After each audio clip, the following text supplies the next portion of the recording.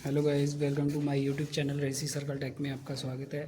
आज जो हम बात करेंगे ये हमारा टॉपिक है ड्यूअल स्टार्टर का। ठीक है, ड्यूअल स्टार्टर मतलब कि डायरेक्ट ऑनलाइन स्टार्टर इसका नाम है। तो ये इसकी डायग्राम बनी हुई है। तो ये किस काम आता है? 3 फेज जो मोटर पड़ी हुई थी आपने, ठीक है, जो उसमें स्टार्टर यूज़ किया जाता है, सबसे नंबर 1 जो स्टार्टर होता है उसको बोला जाता है ड्यूअल स्टार्टर। मोटर का जो स्टार्टर काम यूज़ किया जाता है उसका काम क्या होता है? स्टार्टिंग करंट को कम करना। ये आपने पढ़ा हुआ था चैप्टर में। तो यहाँ पे ये जो हमारा स्टार्टर की इंटरनल डायग्राम है, अंदर की जो डायग्राम होती है स्टार्टर की, वो बताई गई है इसमें। अब यहाँ पे ये 2 पुश बटन लगे हुए हैं, एक स्टार्ट पुश बटन, एक स्टॉप पुश बटन, समझ गए। और ये जो लगा हुआ है ये हमारी OLC कॉइल है, ठीक है, ये हमारी OLC कॉइल है। अब यहाँ पे देखो, तो यहाँ पे ये जो OLC लगी हुई है, तो ये यहाँ से हमारी 3 phase supply line 1, line 2, line 3 आ रही है।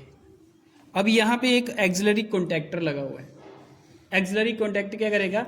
मैग्नेट बनाएगा और डीमैग्नेटाइज करेगा। किसको? NVC कॉइल को। NVC जो कॉइल है ये क्या करेगा? हैंडल को नीचे की ओर खींचेगी और इसको छोड़ेगी। यही इसका NVC का कॉइल है, जिसको बोला जाता है नो वोल्ट कॉइल।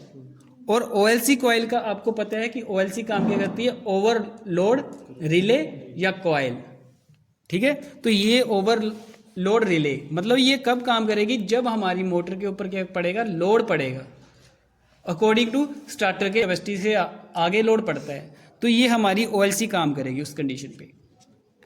तो उस कंडीशन में क्या करेगी? सबसे पहले हमारे जैसे ही लाइन पे हम करंट देंगे, यहाँ से लाइन 1, लाइन 2, लाइन 3 देंगे हम, तो ये क्या करेगी? सीधे कॉन्टैक्टर के साथ जुड़ी हुई है, एक्सिलरी कॉन्टैक्टर के साथ जुड़ी हुई है। NVC में फेस कंटिन्यू जा रहा है, यहाँ से NVC को फेस मिलेगा और डायरेक्ट यहाँ से हमारा ये रहता है। अब ये NVC को OLC कॉइल का काम क्या है? OLC का काम ओवरलोड पे काम करेगी। ये ऐसे नॉर्मल कंडीशन पे काम नहीं करेगी। ऐसे करंट जा रहा है जैसे वैसे जाएगा।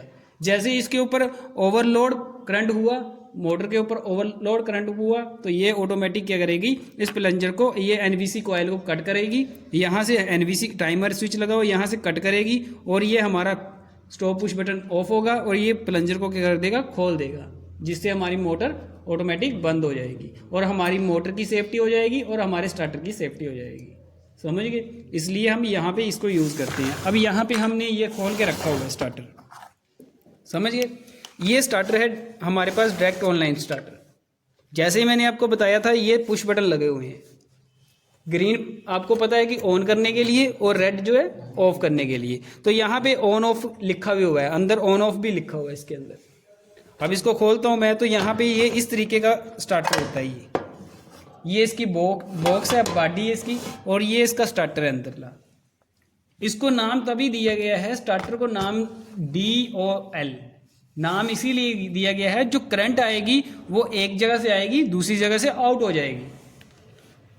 DOL starter, direct online starter, मतलब कि ये जो फेस है, फेस को कहीं घुमा नहीं रहा है, एक तरफ से डाल रहे हैं, दूसरी साइड से डायरेक्ट ले जा रहा है। इस साइड से डालेंगे और एक साइड से निकाल लेंगे, समझ गए। अब यहाँ पे ये देखो, अब यहाँ पे आपने जैसे ही पढ़ा था वहाँ पे कि डायग्राम के अकॉर्डिंग, तो ये OLC कॉइल लगी हुई है। OLC कॉइल लगी हुई है आपकी। OLC काम कब करेगी? जब आपकी ओवरलोड होगी। अब यहाँ पे NVC कॉइल कहाँ पे है? तो ये हमारी NVC कॉइल है, जो कि क्या करेगी? मैग्नेट और डीमैग्नेटाइज का काम करेगी, मतलब कि प्लंजर को पकड़ने और छोड़ने का काम करेगी। अब प्लंजर कहाँ पे है? ये देखो प्लंजर। एक्सिलरी कॉन्टैक्टर कैसे बनेगा? ये एक्सिलरी कॉन्टैक्ट बना इसका, और ये प्लंजर कैसे बनेगा? जब हम इसके अंदर क्या करेंगे, यहाँ से हम क्या करेंगे? 3 फेज की सप्लाई देंगे। 3 फेज की सप्लाई कनेक्ट करवाएंगे, 1 2 3, ठीक है। 3 फेज यहाँ से देंगे और यहाँ से मोटर के लिए 3 फेज निकाल लेंगे आगे, समझ गए। अब यहाँ पे सबसे पहले हमारी जो करंट जाएगी OLC में होती हुई जाएगी। OLC से तब जाएगी जैसे ही ओवरलोड होगी, तो सबसे पहले मोटर पे फॉल्ट ना पड़ते हुए ये सबसे पहले क्या करेगी?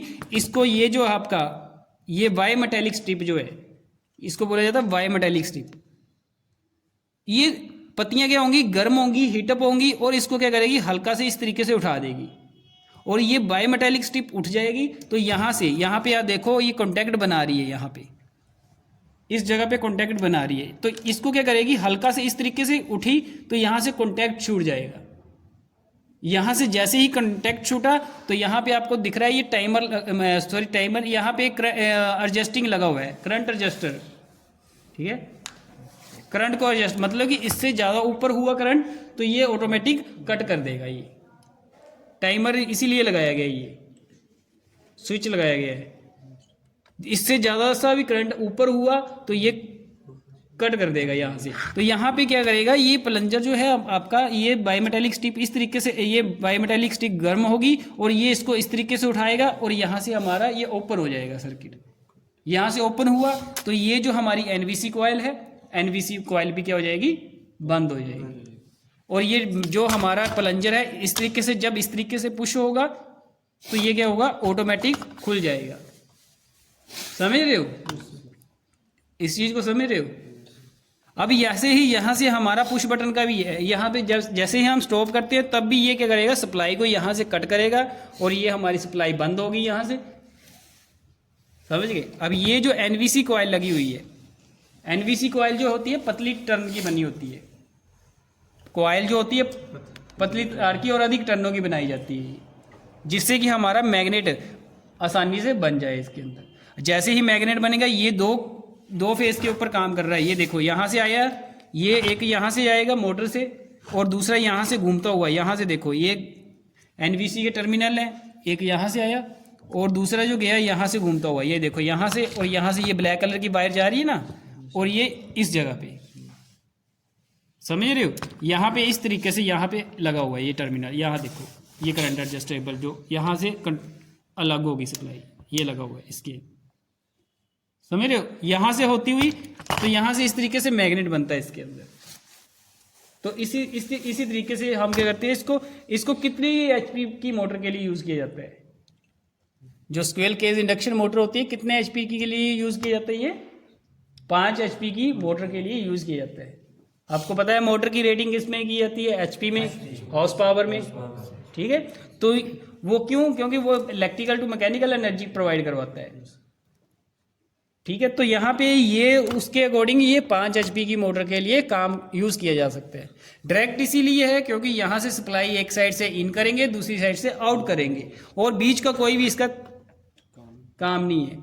बस ये क्या करेगा, फिर प्लंजर को नीचे करेगा, जैसे ही फेस काम करेंगे तो यहाँ पे ये मैग्नेट बनेगी कॉइल, और ये क्या करेगा, प्लंजर को नीचे की ओर पुश करेगा। और जैसे ही हमारी मोटर नॉर्मल कंडीशन पे चली हुई है तो ये प्लंजर इसी तरीके से जुड़ा रहेगा, ये जो कॉइल है इसी तरीके से जुड़ी रहेगी।